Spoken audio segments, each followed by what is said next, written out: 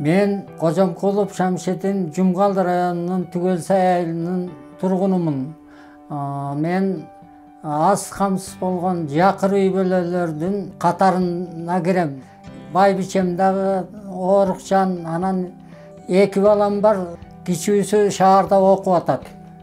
Өзүм эптеп аракет кылып, бадыраң айыганга күнөскана ачканмын.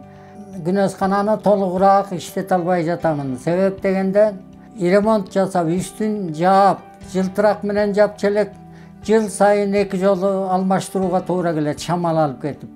Отопительный системасы да жок, кышкысын иштете албайбыз. Эң негизгиси кышкысын иштетсе, алган продукция элге сатканга кымбатыраак болот.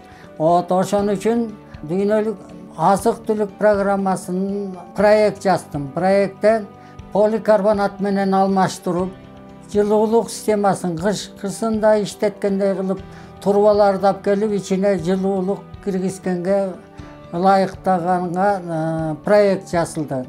Эгерде бул акча колго тие турган болсо, күнөсканадан түшкөн кирешени көбөйтүп, турмуш абалыбызды оңдоп алалы деген ниетибиз бар.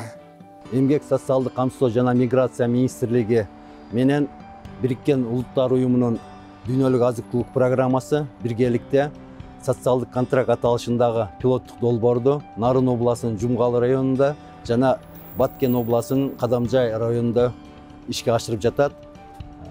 Бул долбоордун максаты аз камсыз болгон үй бүлөлөрдү турмуштук оор кырдаалдан чыгаруу болуп эсептелет. Проект жазып, ошонун негизинде 100 000 сом акча алганмын. Үстүн поликарбонат менен жаап, бүт материалдары, меши, турбалары алынып келинди. Үстү жабылды, мына момундай болуп. Бадыраңды кышкысында эккенде өзүбүзгө да жакшы, элге да жакшы. Себеп дегенде баасы биз үчүн кымбатыраак болот. Түгөлсай айылынын элине, базарга, дүкөндөргө өткөрөбүз. Көпчүлүгү өздөрү келип үйдөн алып кетишет. Негизи пенсия пособиялардын көзүн карабай, жаш канча улгайса дагы, ден соолук болсо, ушундай бизнестерди көп жүргүзсө болот экен.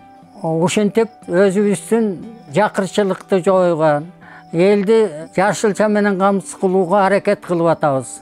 Керек болсо бул күнөскана дагы кичирээк болуп атат. Эми мындан алган түшүмдөр буйруса көбөйүп этсе, ар жагына да улайын деген оюм бар. По результатам конкурса было отобрано 100 малоимущих семей, чьи бизнес-планы были наиболее перспективными. Каждая из этих семей получила грант в размере 100 000 сомов на реализацию бизнеса, а также прошла обучение по вопросам финансовой грамотности, бизнес-планирования и консультаций в сфере сельского хозяйства. Результаты мониторинга показывают, что большинство семей уже начали получать доход и улучшили свое благосостояние.